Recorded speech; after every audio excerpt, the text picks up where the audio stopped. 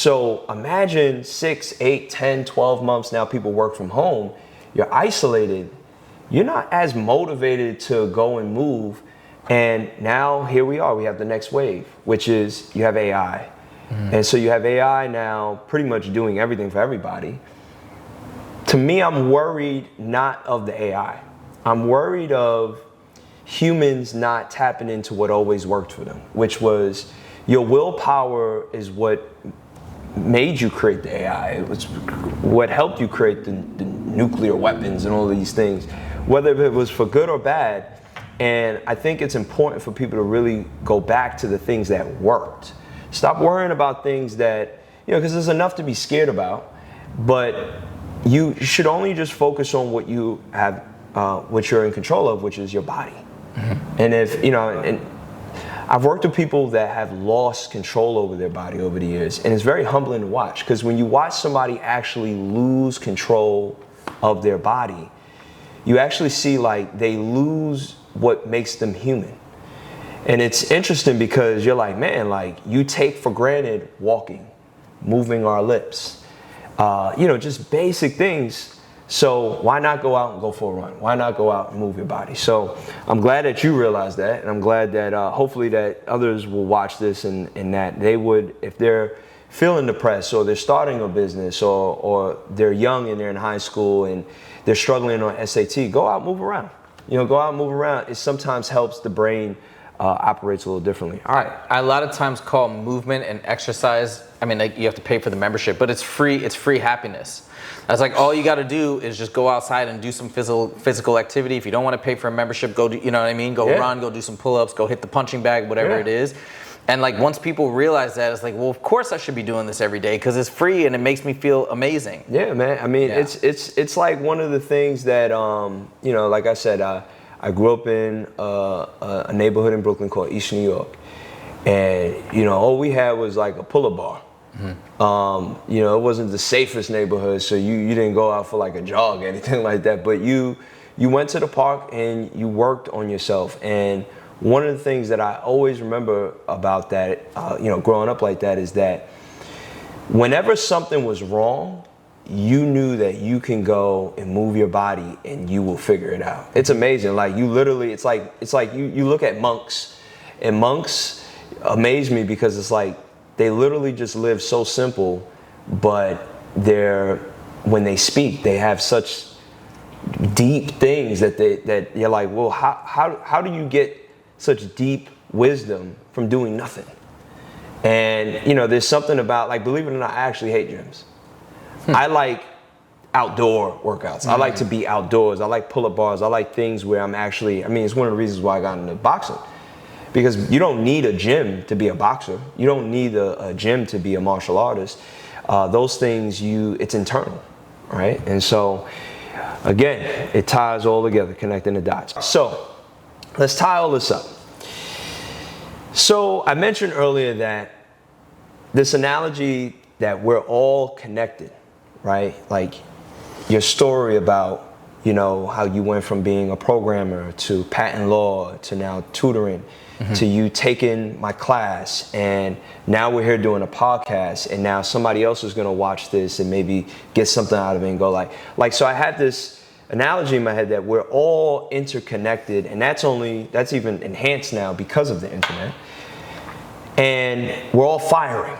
Right? These neurons are all firing, but also at the same time, things are dying, right? People die and wisdom goes with them. And there's a lot of things that, hopefully we can restore, right? And keep. What is a connection point from your journey and all of the connection points that you talked about earlier? What is a connection point that you wish you knew sooner? All right, well, the way I'm gonna answer is like, I don't really ever look back too much and say, I wish this would have been different or that would have been different, only because I'm really, I love the way my life is. And so I imagine if I change something, right, something would be different. Who knows, right? I'll phrase it in a different way. One thing that was amazing to recognize that I didn't know before, I think, was, and it's a little silly because you hear it when you're a kid. You could do whatever you want. As long as you just go in and you work really hard, you can achieve whatever you want. You hear that, but like, you hear it so much, you kind of become desensitized to it, and you almost don't think it's real. Because it's like, nah, but wait a minute. You got to have certain skill, you got to have certain physicality to be an NBA player. You got to have, you know what I mean? So you kind of start to lose belief in that idea. But that statement has so much truth to it, and I think that I figured that out eventually, and I think I had enough guidance after my career in law when I was building the business that I was like, okay, wait, if I work hard enough at this, it's gonna work. I had people say that to me actually. One of the things that you don't realize about entrepreneurship is if you put your mind to it and you say, I'm not gonna give up no matter what, you're probably gonna succeed. And I was like, oh, it's so interesting, because we always think about being an entrepreneur as such a difficult hill to climb and all these things. Yeah, well, sometimes we think we don't ever want to do it because it's gonna be so hard. What are the chances that I'm gonna make this work, etc. But that's only because most people kind of give up midway or say it's too hard, or they have a backup option that just gets too tempting and they jump off the ship. But then I heard that from a serial entrepreneur. It's like, if you just say, hey, I'm going down on the ship, I don't care, you're probably going to figure it out. So I think that was something that I didn't have a clear understanding of that I have now. That, you know, like I said, I don't want to go back and say I wish I would have known it then, because it's better that I didn't know it then. But I'll put this out there for people now. That's my message. Let's say it truly is, and we're going to see how the world changes with AI. Maybe these things that you want to achieve will become even more reachable with AI and utilizing these technologies to help support you. But I think that still remains to be true even today with all this new technology, that if you truly want to go after something and you feel an inclination towards it, you feel a natural desire and you're enjoying it, just double down, triple down, quadruple down, you could probably make something very special happen. You got the tools. You know, it's, you know, I asked the question because I agree. You know, I don't really look back and want to change anything. But it's interesting because sometimes you get to a point and then you reflect. And you go like, well, these things had to happen for me to even think like this. And so that's the whole point of connecting the dots, right? Is like, I think a lot of people, they want their dots to be connected already. They kind of want, like, you know, they want to see the shape. They want to see like, oh, okay, I'm a square. Okay, I'm a triangle. But we're all a mess, right? To some degree, like things happen, life happens, things get removed, things get added, circumstances happen. Look at the pandemic. The pandemic threw everybody into a frenzy. And to me, I look at it as like, just understand that the power is in the connections. Like if you understand how to make the connections, it sounded like to me when you were speaking earlier, when you talked about computer science, patent law, entrepreneurship as a math tutor, it just all connected for me when you said it as like you saw a different way of communication. You learned computer science, programming. You saw what happened in the courtroom when you were learning law, and you always had this thing where you're like, that could have been communicated probably slightly different or what have you. And to me, it's like a common thread. We have to find that common thread, because that common thread in any arena, under any circumstance, is a superpower, right? Some people have it with movement. Some people have it with communication. Some people have it with music. Some people have it. It's like a thing that is a common denominator amongst all of those connection points. But it's until you actually get to a point where you're accepting of like what you said earlier, like, I'm gonna just fall on my face. What's the worst that can happen? I fall on my face. And so I think it's extremely empowering. And I think it's important for young people to hear that too, right? Where, everybody wants their life to be so like laid out. Again, they want A, B, C, D.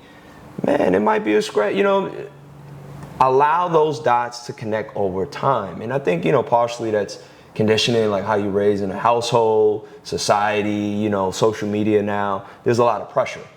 But, especially you notice as well as an entrepreneur, there's no blueprint. You got to figure this stuff out by yourself. I mean, look, the mics, we were just figuring out the mics, right? All right, so Huzaifa, thank you for joining. Thank you for sharing your story and connecting your dots with the audience today. And, how can the audience reach out to you? How can parents reach out to you? Sure. So you can reach out, you can go to the company website, which is scalarlearning.com. That's actually a math term. It's SCALAR learning.com. Same name for the YouTube channel. If you're looking for test prep stuff or other math videos, you can just go to YouTube and search for Scalar Learning. And I would say as well, I think one of my newer YouTube channels that's growing pretty quickly now, and I think it's going to be really big for kids, especially in the changing world. It's called Math Puzzles. So if you just search Math Puzzles and you also throw my name in there, you can come up with our YouTube channel. We just got just over 2,000 subscribers on that channel, but that I'm so excited about because it's literally just fun and interesting math puzzles, logic puzzles, different problems where students can spend 5 or 10 or 15 minutes a day just doing a puzzle and getting, again, we talk about neuroplasticity, right? So then another opportunity to try and problem solve, and then after the problem is presented, you can see my explanation and how I walked through it. So yeah, that's how I would say how people can connect with me. I'll make sure to put all of the links in the description. Thank you guys. Thank you for joining, and stay tuned for next episode. See you. Go connect your dots. Sweet. Thank you. Yeah. Yeah. Now the only thing is the audio. I mean, because it was coming through on there.